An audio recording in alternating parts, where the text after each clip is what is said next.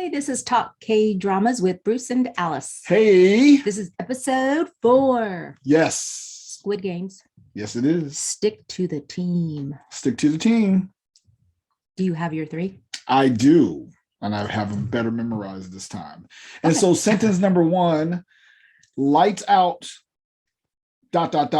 mayhem. That's sentence number 1. Sentence number 2 is the doctor joins the goon squad. I'm going to call them the goon squad. Oh, I was, thinking we had a name because, go. We have a name, the goon squad. And then sentence number 3, an improvised strategy during the next death game may lead to disaster. That's it. That's all I got. Your 3 sentences make me think too hard. What? Thank goodness I'm ready. Thank goodness I have a drama sheet. Yes. And notes. That you can get from talkkdramas.com. And subscribe if you haven't already. Indeed. So, episode 4. Mm-hmm. I did prepare a little something. Real. So, okay.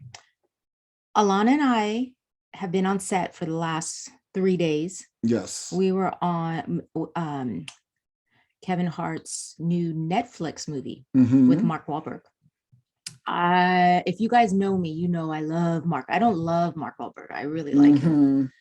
And I don't think love is an overstatement, but anyway. I thought I was going to work with him. I was dying for how long have I known? A month? Yeah, about a month. I thought I was going to meet Mark Wahlberg. And then they said 3 days. And I'm like, oh my gosh, my dreams have come true. Finally. And nope, he wasn't even in the scene. Wasn't even in the scene that they were recording. Yeah, but poetic justice. For who? I got to see you walk around, prance around, all excited for a whole month because you're gonna see Marky Mark. I couldn't sleep that whole night when you missed the good vibrations. When I first found out, I couldn't sleep the whole night. I kept thinking everything I was going to say. And I was like, if we were just on set with Kevin Hart, we would be so excited. So excited. But that's one of the but knowing that Mark Wahlberg is in the movie, I was like, oh, if I don't see Mark Wahlberg and I only have to see Kevin Hart, I'm gonna be so disappointed. If it would have just been Kevin Hart, you probably wouldn't have taken the 3-day thing. No, we would have. Kevin Hart. Oh my gosh! Anytime there's an A-list actor, I'm like, oh my gosh, we got to do it because I get excited. So excited. So. I was thinking about it and I started to feel bad for Kevin. I'm like, Kevin, I really like you. But I was thinking of all these things I may have to tell him. Like, Kevin, where's Mark Wahlberg? I'm excited to see you, but for real. But yeah. We're here for Mark Wahlberg. Yes. Yeah. And I started to feel bad for him. And so I was feeling bad for him making millions. I know. That's what we feel. I know, I'm so dumb. Okay. And then I was thinking, look, this is what I was going to tell him. Kevin, if I had an opportunity to talk to him, I was going to be like, Kevin, it's like you telling your kids you're going to go to Disneyland and then being at the last minute, ooh, sorry, we're going to go to Chuck E. Cheese. Any, I was like, any day of the week, the kids would be excited to go to Chuck E. Cheese, but not after you told them you're going to take them to Disneyland. Yeah. So anyways, it was exciting to see him. He's cute. He's funny. And you don't sound excited to see him. I spent 3 days with him. You spent 3 days with him. I know. 3. And he's funny. And 1, 2, 3. I know. And we ate well. The second day was a storm. We had a storm. Yeah. But the other exciting thing is I can't say much because I'm sworn to secrecy. But they used me as an extra. They did. So I'm not going to say anything else, but I'm so excited. And I got so excited. I'm so excited. I wanted to say that to him so badly because, I don't want to say so much because we'll talk more when the movie comes out, but something exciting kind of happens. But I did want to say, because he's walking by us and stuff. And I did want to say, yo, Kevin, I'm so excited. I wanted so bad, but I didn't have the guts. And I'm sure he is sick and tired. I know. Of hearing that. I'm sure he's sick. You're right. You're right. And that's why I thought, you know what? I don't want to get myself kicked out because I've heard stories Oh yeah. where Oh these yeah. They'll kick you A-list out. actors or A-list actors are like, get them out. Yeah. So I didn't say nothing, but part of me wishes I did. Because then I would be able to say that I said that. I thought he kicked me off his movie. Like that would be awesome to say that. Oh, wouldn't that be awesome to say that? I'd rather you get paid though. Spend it 3 days away from us. Oh, that's true. Yeah. So anyways, okay, well, something did happen because I had to drive there 3 days and it's like 100 miles from Oceanside. Mhm. So depending on traffic, it could be like 2-hour drives, 3. Even if it has taken me one time 3 hours because we were released downtown LA. Yeah. 5 o'clock rush hour. Yeah. And so there's a lot of time and you got to stay awake. Traffic. We got released Tuesday, bumper to bumper traffic, 5 o'clock on the 101. And I said, Alana, this is exciting. This is rush hour traffic, downtown LA. They make movies about this. Get up and look and appreciate where you're at. But she didn't appreciate where she was at. She was just like, it doesn't take long, like literally 5 miles per hour. Oh yeah.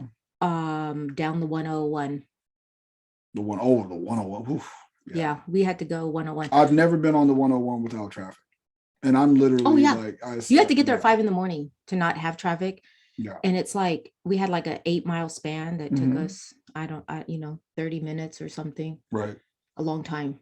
5 miles per hour. Yeah. So anyways, I was excited the first time I was in rush hour traffic, which was great, right? Because everybody's upset. I was like, oh my God, hi, rush hour traffic. I'm so excited. But now it's like, so goofy. I know I'm just kind of giddy right now because I'm so excited. Okay, so anyways, you have to stay awake for the drive, right? So remember I'm connecting the dots here, right? It's coming back. You're circling around. She spent a lot of time setting this up. I'm like, you know what? You are the boss. So I know. I'm sorry. I hope you guys stay with me. So last episode, we were talking about Grover dying on your birthday. Yes. And you said, it sounds like a country Western song. And I was like, my dog died, Yeah. So I wrote a song. Whoa. While I was in traffic. Wow. I know. I needed to, man. And the time went like that. Okay. I am intrigued. I cannot lie to you right now, like straight up. I am fascinated. Let's hear this is the problem. I can't sing. When should that ever stop you from being creative? Oh, yeah. When you hear me sing, though, you're going to be like, there's just some people, they just need to squash that dream. Not that I have a dream of, but listen. So you were literally going to tease us that you wrote a song and not share I'm going to sing it. I'm going to sing it. Carter, I was practicing with Carter and he was helping me. Oh, okay. And he was dying on the floor. And he's like, you really can't sing. And I said, yes. God decided to give me all of this instead. I hear you. And so anyway. Can't have everything. Can't be good at everything. Can't have your cake and eat it too. Except Mark Wahlberg. Unless you're Mark Wahlberg. Well, no, he has his cake and everybody else's cake. Except he's short. He ain't that short. It's workable. Like that is not a deal breaker. You told me this. You told me that, what is he, 5'8"? That's what he's listed as anyway. She said, anybody who's 5'8" and not Mark Wahlberg, don't stand a chance. Just saying. See? He's okay. You're right. I guess with that definition, you were right. God just knew I wasn't ready to meet him yet. Okay. Maybe after this song, might make me famous. People have gotten famous for not being famous enough to meet Mark Wahlberg. For real. Not be an extra. I'm not sure if I can do this. Anyways. You should try. Okay, please don't send me bad comments. Woman, would you hurry up, please? We already know I can't sing. Okay, go ahead. This is for my husband because our dog died on his birthday. Wow. Okay, let's get it. Suspense is killing me. I need a cough drop because my throat is hurting so bad. Love, would you please from just practicing go for 2 days. Go. Okay. My dog died on my birthday. Different dog every night with new toys. Filling up on heartaches and cheap wine. Wish I had a dog to call mine. I haven't seen the sunshine in 3 damn days. Lord, I wonder if I'll ever be the same. I put your picture away, sat down and cried today. I can't look at you while I'm burying my best friend. Woo! Wow. I'm not done. Wow. Okay. Keep going. Listen to the words.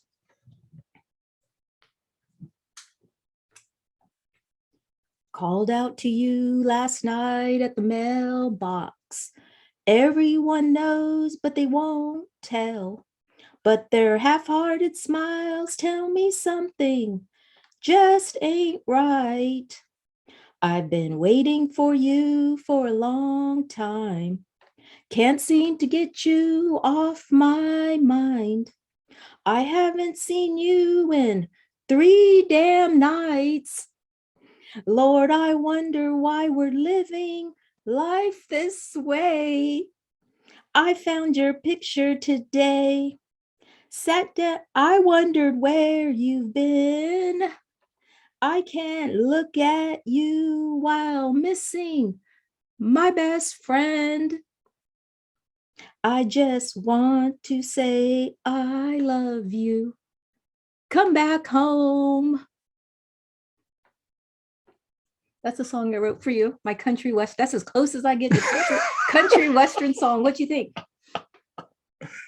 Did you even listen to the words? I was really trying. Did it hit you? Really hard. Did it hit you right here? Yeah. It hit me someplace. It hit me someplace. Should I sing it again? No. We're going to let that be immortalized once. You can only do it once. That's it. Okay. Can we talk about Squid Game? Listen, my throat is hurting so bad I practiced that song. Okay. For 2 days. I did it for you. I went out of my comfort zone. Thank you, my love. And wrote that for you. I appreciate it. Kept me awake. I can't wait to read the words later on. You're supposed to be listening to the words. I mean, like for real. It was hard. It was distracting. I was distracted. Okay. Stick to the team. Yes. Listen. There, we talked about the guy. He's number 111. Mm-hmm. He has some inside people. Yes. He's working with them. The doctor. How did that happen? So. Well, now we know he's a doctor because we didn't You're right. necessarily know that. So before. They're taking. Man, other countries really do that, don't they?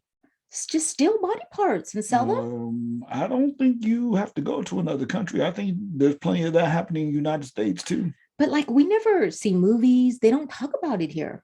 We don't, like, not as much as like other movies talk about it that we've seen other countries. We don't talk about stuff like that, right? Like, you don't see it in movies. It's not something people talk about. I don't, you know what? I guess maybe we're just watching the wrong movies. Maybe, but it just doesn't seem like a thing to us. But when we watch Korean dramas, they've talked about it a few times. Well, it's just twice, right? Inheritors, it was kind of like just a side thing, and then it was this one. So maybe. I mean, yeah. So I mean, but I've seen stuff like this before in the United States, but I can't remember the name of any of it. So they took I'm not quite sure exactly. They taking them. They're taking them in back doors, and one of the workers erased the footage. Yes. So so they're probably, these people somehow they found the doctor. They connected. I don't know how. Maybe we'll find out. I mean, there's many ways that it could have happened. Right. But there's a few people involved, and they're making probably lots of money because they even have somebody come in that's going to do the pickup, right, delivery, and he mentioned to them also, like, you need to keep me safe. Yes. Because or else this operation of ours is done. And they were saying we can't do anything while you're out there. Right. And so he has to join a strong team. They're like, you need to figure out how to stay alive because we can't protect you out there. Exactly. That's why that was sentence number 2. The doctor joins the goon squad. Yeah. So there's 187 players left. And there's like 26 million billion $900 million. Yeah. Something like that. A lot of money. And then this is where we see that our group of players, the good guys, I call them the good guys. You didn't call them the goon? I didn't call them the good guys. I call them you call it the bad guys, the goon squad. Goon squad. That's from Looney Tunes. That's from Space Jam. Yes. What are we calling the good guys? The good guys. The good guys. The best friend apologizes. I call him best friend, but he's the friend. Yeah. Apologizes for splitting up. He is. Yes. Let's look at your trauma sheet. Did I say trauma sheet? drama sheet. Sang-woo, number 218. So he apologizes for suggesting. I don't know what's going on with him. So. Well, he didn't tell him to go to the umbrella. So, he suggested they all split up, but 456 says, he says this, not like you knew. Yeah. Well, not only that, but they also were brought into his thinking a little bit, because right before that, he was actually contemplating like he was thinking about Sang-woo and like how he was like hesitant to have Ji-hoon like go to the umbrella. He was like hesitant, but he didn't say anything. And so that was a flashback as they were going back to the dormitory. And so then, Sang-woo says what he says, and now it's like, oh no, it's not like you knew. And so there's some suspicion, at least for Ji-hoon. There's at least suspicion. Okay. So I'm not sure if my numbers are right, but 79 were eliminated, and there's 7.9 billion won. So that's what they added. They added that. Yeah. So now they have 34.8 billion. Yep. And what did we say? 187 players before the 79. Yeah. So like that. So what's that? 108? Is that right? 108 left over. I mean, if they split that up, there's 30 almost 35 billion. If they split that up amongst 100, I mean, why are people so greedy? I mean, look, I have been thinking about this all that time I had. Okay. And I was thinking of Lord of the Flies. That's a good one. And I just thought, when you are left to survive, you can get desperate. Yeah, absolutely. I don't know. I'm wondering if you take the population, what is the percentage of people that get desperate and greedy? And what's the other percent that would say, no, let's work together? Because they don't need all that money. Right. Why don't they try to help each other and survive? And then they split the money that's there. They don't need, it's greed. It's greed. That's why. And so I was like, this is why we have all the problems we have. What we should do and what they should have done. This is what I would have done if I was there. I would have said, listen, nobody needs all that money. What we need to do is get rid of the greedy people, because they're going to get rid of us. They're going to get rid of every single person. Yeah. So we need to get rid of the greedy people, and we survive. We help each other. There's no place for greedy people in this world. Except at the top. No. Of Fortune 500 companies. Them either. I'm sorry. They're the ones. I mean, I get it. And then I mean, I get it. I get, I don't know. I haven't thought it through that far. Like, do we actually need people that are so greedy that they just hoard stuff? Well, there's a rule that actually gets in the way of what it is that you're trying to do. not a rule like one of the 3 rules. It's a rule in regards to they told us this at the very beginning. If you stop the game, because that would be the only way you could really do this. No. Is if you stop the game, then all the people who died gets 100. You're right. No, but what they would do is help each other out to survive. Look there's no rule when they did the cookie game, honeycomb. Yeah. When they finished, I don't know if they would have allowed it, but could they have helped somebody else? Because they kind of, I'm sure they could have. There's no rule that says you can't help other people. That is absolutely true. So that's my point. What they do is get rid of the greedy people. Like you're going to have some, some thuggish part in you to be able to get rid of the greedy people. Yeah. You're going to have to kill them. But in doing that, I mean, that's something that a lot of our storytelling has told us, is that when you decide to become that, then you become the greedy one. You are greedy. Right. For the whole of the society, you got to get rid of the bad people. I mean, we have prisons. But who defines what's bad? Who defines who's bad? And isn't getting rid of bad people bad? No, never getting. Well, no, not if you're like getting rid of the it depends on how you define bad people. Yeah, because we're going to get to a space in this episode. We're going to get to a space where I have a very big problem with how this one ended, like in regards to how this one ended.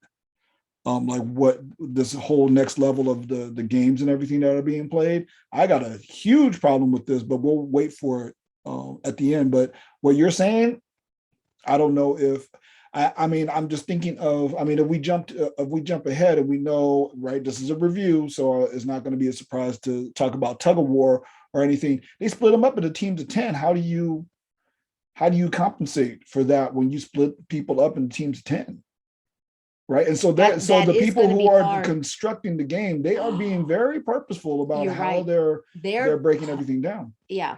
And then, you're right. It's going to be difficult in this situation because you're right. If they start to put people in teams, somebody is going to be eliminated. Oh yeah, for sure. Yeah. So I get it. I get that. But you're right. That's going to be hard to do what I'm saying. Yeah. For the most part, they could say, let's try to help each other out as far as we can. But we're, you're right, because they can't stop the tug of wars. That's kind of wrong. There has to be a loser in tug of war. But you're following the rule. The rule is don't break the rule, which is because they're like, all you have to do is follow the rules and you won't die. So the rule is you have to be the strongest person But yeah, they're rough. They're planning this because let's talk about, the mill. They are constructing the scenarios here for them. Oh yeah, to go after each other. Yeah, to eliminate people themselves. Oh, see, so even if they do what I said for them to eliminate the greedy people, they're still doing exactly what the creators want them to do. Oh yeah, exactly. Right. And that really surprised me. This kind of rule change. It's not a rule change, but that someone pressed the rules and they found out, there's no consequences to killing other contestants. And that I tell you, that brings about so many different kind of ideas. Like if we would have went back to the beginning, and they would have known that you could kill you could disrupt somebody's stuff. I'm thinking back to red light, green light, where it's like if she would have pulled that dude off a balance, she could have got him smoked right then and there. I'm thinking of the North Korean defector. I'm looking at her name. What is it? Sebak. She could have pulled his hair. She could have pulled his hair and got him killed, right? And then if I get, if I'm the doctor, right? If I'm the doctor and I know to go to the triangle and I get done early, I can go around smashing people's cookies or whatever those things were called. You can go around and start smashing them. But I don't know of anyone at that time. No one knew what the rules were, and so, could they have gotten away with that? Of course, they could have got away. I mean, just from the rules that we've seen now, they literally could have done all of those things. And so now what we see, right, is that it's like, oh, it doesn't matter if you kill other contestants. Well, the only thing is you don't know if you can kill contestants during the game. But I mean, well, with tug of war, you did. So it's like, so clearly they don't care how many people you kill or if you kill them yourself. And so, yeah, that was a really like, oh my goodness, this is a to me, I liked it. I like the turn of, I like the surprise in it, if you would, because everything else would have just been too predictable after that. But to say, hey, y'all can kill each other, man, that raised it up to the next level for sure. Yeah. So one boiled egg and a soda. One boiled egg and a soda. And we've seen what happened with that. So 101 and 212 are getting all cozy. 101 is our gangster guy. Yep. And 212 is that woman, the kind of older woman. Mm-hmm. Yeah. Not Sabak, the other woman. So you see her, using her charms to try to get feminine wiles, to try to get the strong guy, to protect her. Right. And their little rendezvous in the bathroom. I was really upset because I'm like, there's so many kids watching this, I think. For sure. Yeah. And I personally don't think it's appropriate. I don't want my daughter watching that. And so when I mentioned it to her, she was like, oh, I didn't watch it. Fast forwarded through it or whatever. That's not okay. That's not okay with me. So, I mean, well, she's watching people get murked, but I know that we're going to be afraid of her seeing people doing something natural. Like having sex. Yes, I hear it's natural, but there's some things that I don't want her watching. So people getting murdered, okay. People having sex. That's not okay. That's us and you. I'm telling you, it's like there's people all across the world right now who are like flipping out because that is literally something that is a cultural thing here in the United States of just what I said, that other countries are not as what's the word I'm looking for? Puritanical. That's maybe that may be appropriate, but in regards to sex, like we really don't want to talk about sex. While, like I said, other countries they'll show naked people in a commercial because it would be natural. I know it's natural, but hey, look, to me, it's personal. It's a personal thing. No, absolutely. Like I said, but that's part of our socialization process. We have been socialized into thinking that that's not okay. But like I said, we're watching people getting murked also. So it's like, we have a high rate of teenage pregnancies. And that's another reason why that bothers me.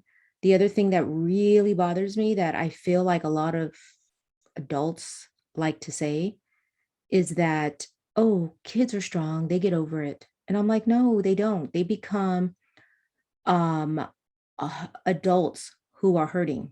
They don't get over it. They just, they're young and they have no power. So they accept it. They accept, their situation. Mm-hmm. But as you get older, I mean, how many adults are out there hurting because their parents split up or they're whatever from, whatever it's happening. Right. And so that's just something. It's my own personal. I don't know how you got there from. It's the sex. Her watching all these kids, but yeah, all these kids watching because there's a lot of kids. So when we were on set, there was a lot of kids there. They were all playing red light, green light. Yeah. And so a group of us moms we were all talking about it. We were all excited because we were watching it. And one little kid I was talking to, he's at the same point we are. And another mom was like, oh my God, just wait till you finish it. Just wait, Yeah. And I was like, I'm worried that there's a ton of kids that are watching this for the violence, one. And we've always kind of been like, we don't want our kids watching sex on TV. We've always been disagreeing with you. I'm just saying but it is a United States and thing. We're not like we are, what's the word for people that don't talk about sex or talk to their kids? Prudish. We're not prudish at all. We talk to our kids all the time. Oh yeah. About everything. Indeed. We'll get down and dirty with them. So I'm saying it's not like we shy away from it, but we talk to our kids about it. They talk to us. It's not a thing to be embarrassed about. I agree. But for me, it's I used to tell my boys, don't wake up the dragon before it's time, because it just can cause problems. That is wise words indeed. So I always tell him that. Anyways, let's move on. Yeah, I'm just waiting for you, my love. So this whole part is when, I mean, because of the lights food. are out. Mayhem. Well, right. Well, yes, but because of the food is when it starts. The food because situation they, started getting scarce. they didn't. There was a few people that didn't get fed because somebody, the whole goon squad got in line twice. Yep. And that's where we start the people creating their allies. Oh yeah. In groups. And I thought I was like, really? They're not going to go to sleep? They're afraid? Because I didn't think it was going to happen so soon. But of course, it's a movie. Right. It's a show. But yeah, they couldn't go to sleep. Yeah. No, it was serious. And yeah, and oh my God, it was bad. I couldn't watch. Did you watch? You want to talk about it? It was too much. Of course I watched. But I mean, it was just too much for me. It was a lot of just fast scenes. It was a lot of gore. I mean, it was the business right there. They was dealing. That was for sure. But to me, again, this was like a necessary. This is a necessary scene, right? It's like you definitely need to distinguish the goon squad, right, and anyone who is working towards their goals in a nefarious way, versus the good guys, right? Because in theory, the good guys are the good guys for a reason, right? It's like they did not go out and kill anyone, at least not voluntarily, and so that is what it is, right? And so what I was intrigued with, because it just kind of snuck up out of nowhere, was that seemingly the police officer, right? It's like the square. Now I think he's a square now. I thought it was a circle. No, I think I got that wrong. You definitely have it wrong. I got circles are definitely at the bottom of the Yes, the circle order. Was, I got confused. The circle was when the guy went in to pick up the body parts. Okay. And so square, maybe even triangle. But anyway, he like rolled up on 456, right? It was like, hey, have you seen so and so? Like I said a specific name, and then 456 was like, we don't know each other's names here. Yes. That was intriguing. Oh. That was actually intriguing to me. Yeah. That's when he started saying, hey, we should know each other's names. We should become friends. What we didn't mention, I mean, the contestant 111 that has, he's the doctor. Yeah. He gets that little note. He's the one that got the notes. Because they're telling him what the next game is to kind of give him a step up. Exactly. How do you get that piece of paper in an egg yolk? I don't know. Okay. They could have cut it, opened it or something, and then just made it look like they put it back together. Yeah, I mean, I'm not worried about that. But it was funny. It was funny to see it in the egg, though. I thought it was funny. So and I think you already mentioned 111, the doctor, knows he has to stay alive, so he asked to join the goon squad. Yep. And they make fun of him. Oh yeah, yeah. And I was like, yeah, you always need a doctor around. Yeah, but they didn't know he was a doctor. He could have just been bluffing. But I mean, who cares about? I guess, but no, for sure. Like he could have been bluffing. But the thing that crossed him over was he whispered in the lead guy's name ear. It's like, I know the next game. That got him over. Yeah, real quick. Yeah. So yeah, and so lights out. It's a mess. The guy in the black suit too. I mentioned there was a scene where he says, front man. Yeah. He says, begin. Like they were waiting for this. They expected this to happen. Oh yeah. It's a complete setup, right? It's like you put all these thugs, or not thugs, but all these desperate people in this situation with a good mix of thugs, right? With a good mix of thugs in there. And they're like, look, they're trying to get a competitive advantage. That's it. And then at the end of all of it, you see the old man. He had made his way all the way to the top. Yep. And he starts yelling at them to stop, that he's scared. Yep. We're all going to die. And then that's when the workers come in to stop it. Yeah. I don't know why that would be compelling, but it was, I don't know if it was compelling for the front man or something like that to say, okay, now we got to end the game or whatever. But yeah. No, he said begin or something like right before it. No, but when the old man said that, then it was over. Like he said, okay, it's over. But anyway. And so this is the part where they exchange names, and Yes. Sabak is part of the group. Mm-hmm. She didn't want to be at first, but they invite her to come in. Right. I guess. Mm-hmm. Yeah, she was. I mean, she's a loner, right? And she's been burned by. She doesn't trust people and everything. Yeah. So it's kind of. But it's like, how are you going to survive this without a group? Yeah. So the thug, the gangster guy, Doksu, he gets sewn up by the doctor, and that's when he says too, you always need a doctor. Yep. Because they sew him up. Yeah. My thing is, I'm crying foul on this one. Dude got stabbed. I know the doctor said it wasn't very deep, but he got stabbed bad enough to get stitches. And then dude goes to the bathroom and gets his freak on. Ooh, nah. That's what I was thinking too. I'm like, look at him. Nah, especially in that position that they were in on the toilet. I mean, it was like right on top of the cut. It was like right on top of the cut. This cut was right on the top of his thigh. I'm like, no, bro, you ain't that bad. He wasn't feeling his cut. Clearly, he was not feeling his cut, but there wasn't no pain medication laying around in the dormitory. So our cop guy undercover is writing notes. Yes, he is. He's writing all of this down. And then he hears the Morse code. The Morse code, yes. Somebody's genius, huh? Yeah. But what was it? What was the code? It was 29, which is supposed to be his number, because remember all the way back when they were harvesting body parts, they were saying number 29 didn't show up. And so they were trying to get number 29's attention. And then what happened in, I think, I don't know if it was episode one. No, it was definitely not episode one, but when the cops started infiltrating and he put on the mask, there was a guy, a circle right next to him looking at him like there was supposed to be some kind of recognition or something, but there wasn't. So why do you think he coughed 29? Oh, because maybe the person who was 29 would have coughed back. Mm-hmm. Ooh. So the definitely the people who are working, they're to harvest body parts, it's a pretty big, significant network. You know what I keep thinking? We need to know Morse code, because if something were to happen, we need to communicate. Got it. Okay. That's the best I could do. Don't you think?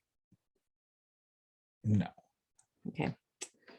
It's called a phone. Listen,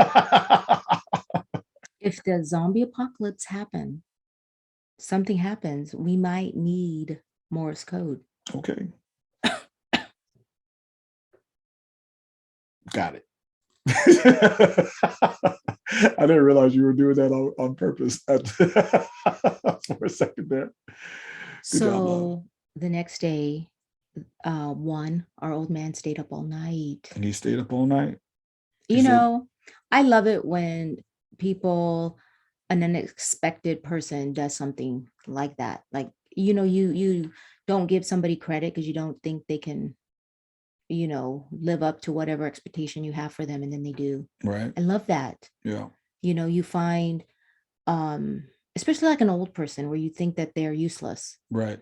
But they're so wise. And that's what we see here during the game of tug of war. Yes, we do. And Ollie's missing 2 fingers. I'm wondering about that. Yeah. Are you? I wonder if they're going to give us some backstory on that. Okay, because they have to pick 10 people for tug of war, and everyone's supposed to come back with one. And yeah, so they said hide your fingers because we want to look like the strongest group. Right. Oh my gosh. I just remembered they ended the show with a cliffhanger. Wow. Okay. I was so busy with my song, practicing it, that I forgot. Yeah. Oh my gosh. Okay. What about the game? Like, this is kind of the end of the episode. Yeah. But it was genius. I was waiting for them because they don't have a very strong team. Correct. So I'm like, and I think I mentioned it while we were watching it. I'm like, there's always like a strategy. Right. It's not always about the strongest person. So I was wondering if that's what they were going to put in the movie, and they did. And then the old man. Yeah. And see where he was like, look, this is how I won tug of war every time. Without the strongest people. Yep. Genius. I love it. I The, love the that. value of the value of the older person in the group definitely. And I love older people. I connect very well with older people because We both do. Yeah. we do, because I really think that, well, you know, and this is the United States where we don't necessarily appreciate, we undervalue. Definitely in the United States, it is culturally, like, it is a cultural norm for us to undervalue older people.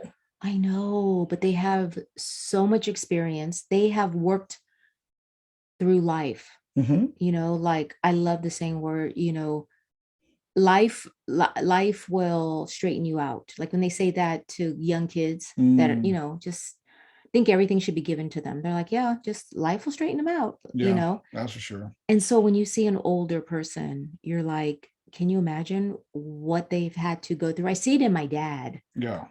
You know, Yeah. like things that my dad has learned, and where now he's very calm about certain things because he's like, I've been through it. Like this is Yeah. this is what happens on the other side after you've been beaten up for you know, right. a few times. This is what you learn. That's for sure. And so I love that. I love that about older people. I really appreciate older people. Yeah, look, I'm going to tell you that tug of war strategy was solid. That was rock solid. Wasn't that so awesome? The only thing that I was wondering if he was going to say it, and he did. He just doesn't say it the way that I thought of it. That I remember us going to like some kind of like big family reunion picnic or something like that, and there was tug of war. Yes, I remember. And you know, we're gathering our team and everything, and the team that I constructed or kept on being on, we kept on winning. And they couldn't figure it out. And I'm like, hey, look, all y'all got to do, just pay attention to me. It's like, I'm going to get y'all over the thing. Is because when you start pulling, right, it's like in the beginning, it was the same thing. It was like, you just got to hold on, because sooner or later it just naturally comes where the other team, because they're pulling so hard that they let up on the rope. To eventually. And once they let up, that's when you go. Right. And so I did that with them, and we won like 3 games in a row, and people were like, what? And then they listened to me. Then the other team listened to me, and then they whooped us. Yeah, that was because they anticipated, like right when I said go, then they went, and yeah. And that's exactly what it kind of reminds me when I was taking, was it Taekwondo? I took it in college where you remember our. I remember. I don't know, did they call it sensei in Taekwondo? No. The grandmaster. Yeah. Oh, yeah. Grandmaster Chan, I think, or something.